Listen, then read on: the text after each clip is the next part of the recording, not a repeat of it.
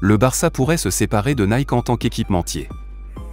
Historiquement habillé par Nike, une tension serait apparue entre l'équipementier américain et le club catalan, remettant en doute la collaboration. Plusieurs autres marques sont prêtes à prendre la relève. Des dettes qui s'accumulent. La tunique aux bandes verticales bleues et grenat fait partie de la légende du FC Barcelone. Pendant de longues années, cette tunique a été accompagnée par le swoosh de Nike, mais la situation entre les deux commence à se dégrader.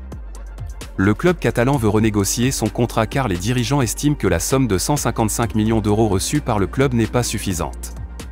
Les Barcelonais pensent que ce n'est plus le prix du marché. Une pensée qui n'est pas partagée par les Américains de Nike. Cette demande fait aussi écho aux nombreuses dettes accumulées par le club sur ces dernières années. Les Catalans ont récemment reçu une amende s'élevant à 500,00 € de la part de l'UEFA. Une mauvaise nouvelle pour le quintuple champion d'Europe, qui a déjà vendu ses futurs revenus de droits télé et des parts du club pour rester actif sur le marché des transferts. Si Nike ne répond pas positivement aux demandes du club, d'autres équipementiers tels que Puma ou New Balance sont prêts à saisir l'occasion. Atlético Madrid, Koke, toujours spécial de jouer à Barcelone, le FC Barcelone et l'Atlético de Madrid se rencontrent ce dimanche 3 décembre.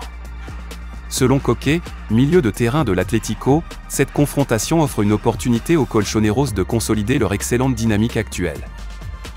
Le Barça et l'Atlético s'affrontent dimanche, alors que les deux équipes sont au coude à coude au classement, avec 31 points chacune, à 4 unités du Real Madrid en tête.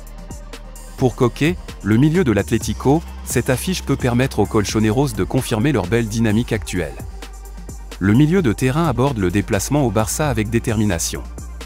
Il souligne également son bien-être depuis son retour de blessure, sa volonté d'aider ses coéquipiers, et insiste sur l'importance de maintenir l'élan actuel. Jouer à Barcelone est toujours spécial pour le numéro 6, rappelant son premier match professionnel et le titre remporté au Camp Nou en 2014.